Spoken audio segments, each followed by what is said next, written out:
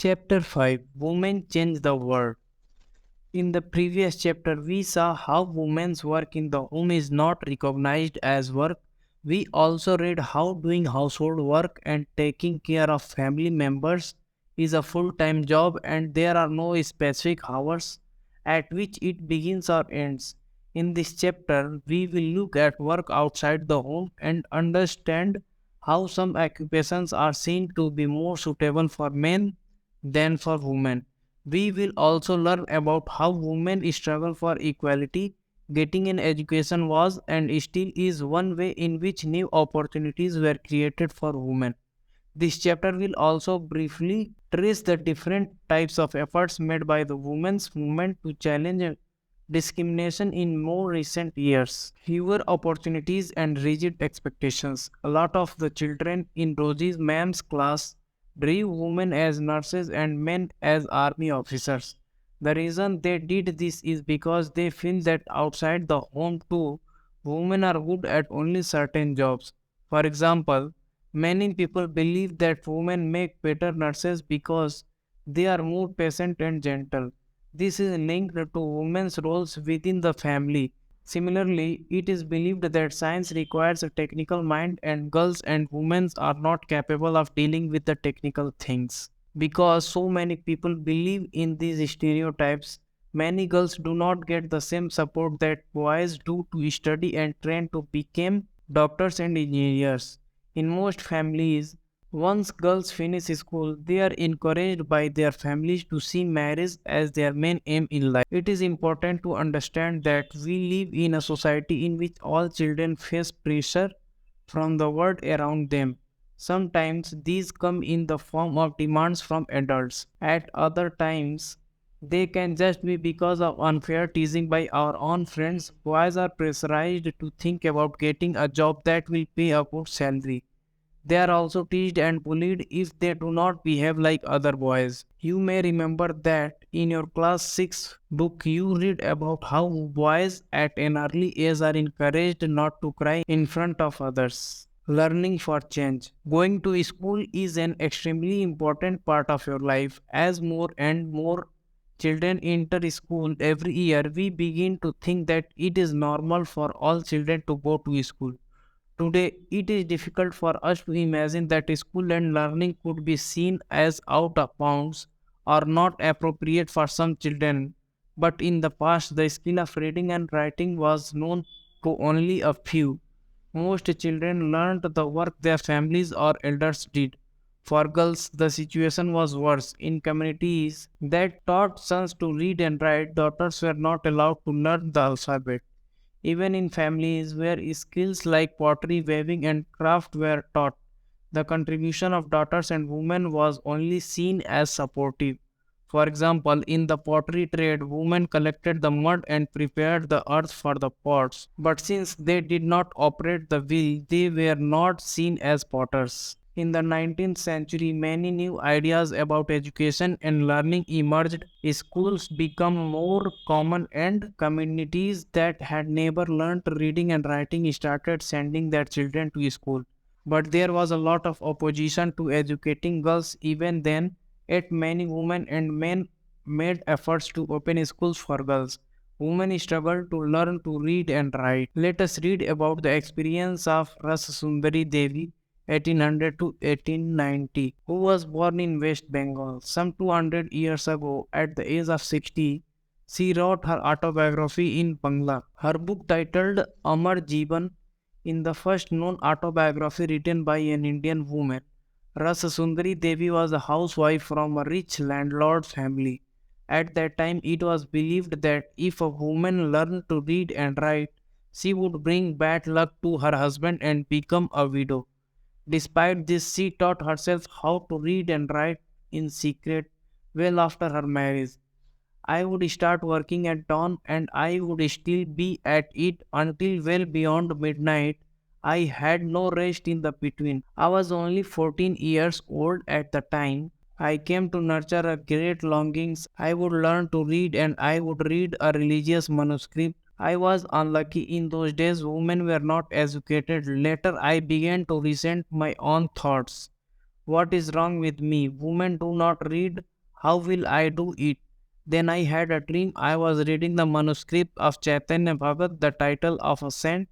Later in the day, as I sat cooking in the kitchen, I heard my husband say to my eldest son, Bipin, I have left my Chaitanya Bhagat here. When I asked for it, bring it in. He left the book there and went away. When the book had been taken inside, I secretly took out a page and hid it carefully. It was a job hiding it, for nobody must find it in my hands. My eldest son was practicing his alphabet at that time. I hid one of them as well. At times I went over that trying to match letters from that page with the letters that I remembered. I also tried to match the words with those that I would hear in the course of my days. With tremendous care and efforts, and over a long period of time, I learned how to read. After learning the alphabet, Ras Sundari Devi was able to read the Chaitanya Bhagat through her own writing. She also gave the world an opportunity to read about women's lives in those days. Ras Sundari Devi wrote about her everyday life experiences in details. There were days when she did not have a moment's rest, no time even to sit down and eat. Schooling and education today. Today, both boys and girls attend school in large numbers. Yet, as we will see, there still remain differences between the education of boys and girls.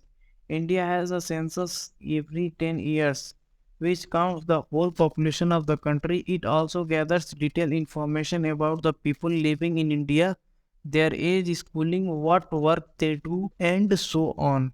We use this information to measure many things like the number of literate people and the ratio of men and women. According to the 1961 census, about 40% of all boys and men 7 years old and above were literate. That is, they could at least write their names, compared to just 15% of all girls and women in the most recent census of 2011. These figures have grown to 82% for boys and men and 65% for girls and women. This means that the proportion of both men and women who are now able to read and have at least some amount of schooling has increased. But as you can also see, the percentage of male group is still higher than the female group. The gap has not gone away. You have probably noticed in the above table that SC and ST girls leave school at a rate that is higher than the category all girls. This means that girls who are from Dalit, SC and Adivasi ST backgrounds are less likely to remain in school. The 2011 census also found that Muslim girls are less likely than SC and ST girls to complete primary school. While a Muslim girl is likely to stay in school for around 3 years, girls from other communities spend around 4 years in school. There are several reasons why children from Dalit, Adivasi, and Muslim communities leave school. In many parts of the country, especially in rural and poor areas, there may not even be proper schools, not teachers who teach on a regular basis. If a school is not close to people's homes and there is no transport like buses or vans, parents may not be willing to send their girls to school. Many families are too poor and unable to bear the cost of educating all their children. Boys may get preference in this situation. Many children also leave school because they are discriminated against by their teacher and classmates, just like Om Prakash Valmiki was. Women's movement. Women and girls now have the right to study and go to school. There are other spheres like legal reform, violence, and health where the situation of women and girls has improved. These changes have not happened automatically. Women individually and collectively have struggled to bring about these changes. This struggle is known as the women's movement. Individual women and women's organizations from different parts of the country are part of the movement. Many men support the women's movement as well. The diversity, passion, and efforts of those involved makes it a very vibrant movement. Different strategies have been used to spread awareness, fight discrimination, seek justice. Here are some glimpses of the struggle. Campaigning. Campaigns to fight discrimination and violence against women are an important part of the women's movement. Campaigns have also led to new laws being passed. A law was made in 2006 to give women who face physical and mental violence within their homes, also called domestic violence, some legal protection. Similarly, efforts made by the women's movement led the Supreme Court to formulate guidelines in 1997 to protect women against sexual harassment at the workplace and within educational institutions. In the 1980s, for example, women's groups across the country spoke out against dowry deaths, cases of young brides being murdered by their in-laws or husband greedy for more dowry. Women's group spoke out against the failure to bring these cases to justice. They did so by coming on the streets, approaching the courts, and by sharing information. Eventually, this became a public issue in the newspaper and society, and the dowry laws were changed to punish families who seek dowry, raising awareness. An important part of the women's movement work is to raise public awareness on women's rights issues.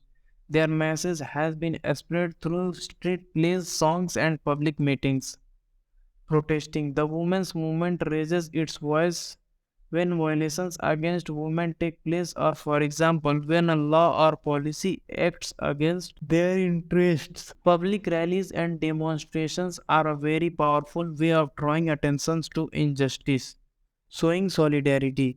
The women's movement is also about showing solidarity with other women and causes.